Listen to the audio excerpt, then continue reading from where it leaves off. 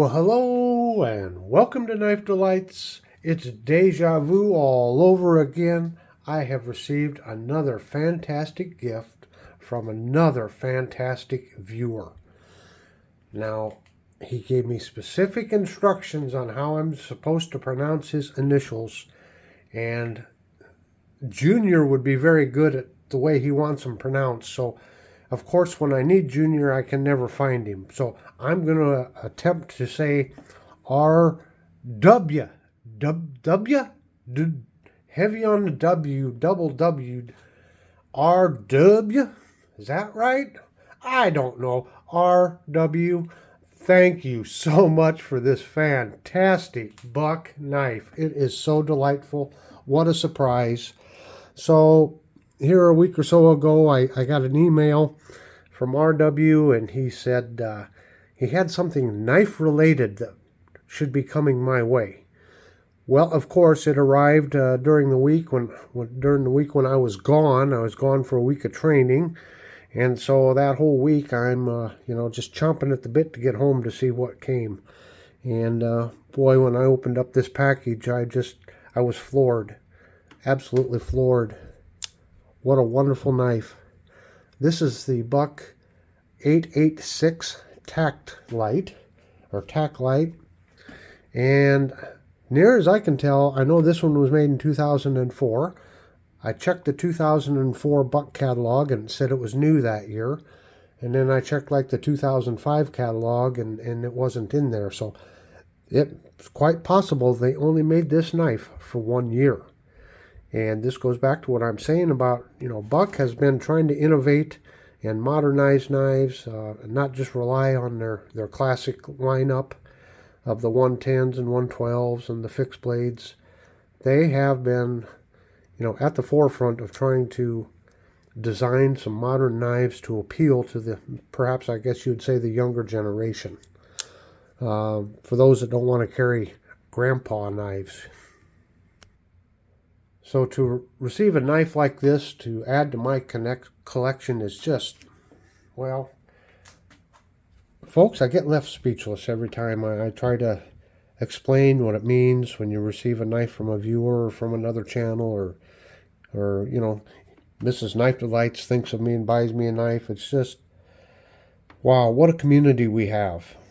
And I've watched, well, yesterday I think it was 3 different videos from different channels that, and each one of them was talking about how somebody sent them something and so on and such forth, back and forth. Keep it up, folks. We got a great community. Yeah, let's not let anything get into our way. Let's just keep on trucking here because it's wonderful. So looking at this knife, and maybe perhaps before we start with the knife, we can take a look at the box. And when I was opening the package up and then I saw this box, I knew I had something special. I had not seen, a Buck box with this design on it before. So, yeah, here we can see a Tact Lite, model 886, and then the WD for wood, catalog number 5516. And we get around here and we can see the date on it, 8/5 of 2004, made in the good old USA. And there's something else interesting.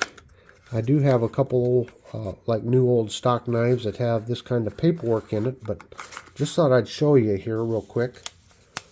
This is the paperwork that you used to get with Buck, and it's your product warranty. Now, I don't know what year it was, but obviously after 2004, at some point, they decided there's no reason to have people register the knives. We're just going to give them a lifetime warranty. It doesn't matter if you're the first owner or the 10th owner, they will warranty the knife. And then there's a message from then CEO Chuck Buck, who would be Hoyt Buck's grandson. And then a little bit there on knife care and knife sharpening and how to sharpen serrated blades. Then you open it up and here's your actual registration form and that. So I just thought that's kind of interesting to see the old paperwork that used to come with these knives. So this knife has laminated wood covers to it, and they are riveted on so you cannot, remove and replace them unless you want to, put new rivets in.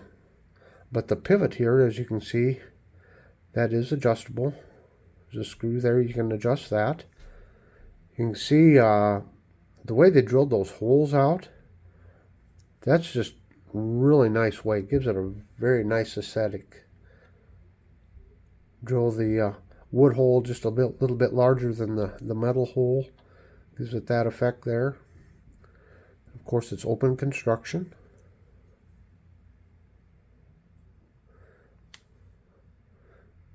And as you can see, it is a liner lock.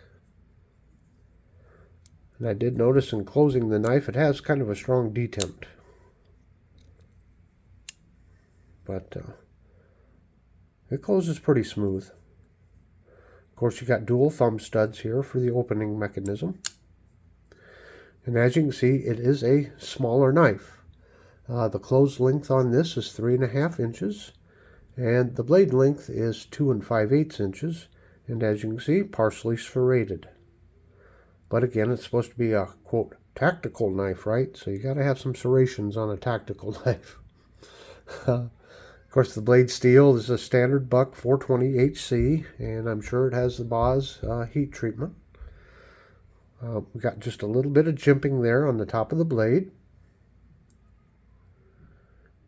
Just enough there. And then, and I forget the term, but when you have a false edge up there, I'm going to call it a swedge, but there's another term for that. They call this a drop point, so I guess it'd be like a modified drop point. But if you really look at it, you can almost say it looks like a dagger. Now, if this top portion was sharpened, it would be a dagger. A dagger has to be sharpened on both sides. But this has what I'm going to call the swedge. It runs almost the entire length of the blade, but it's only on one side. The other side doesn't have it. And then the blade does have a hollow grind on it.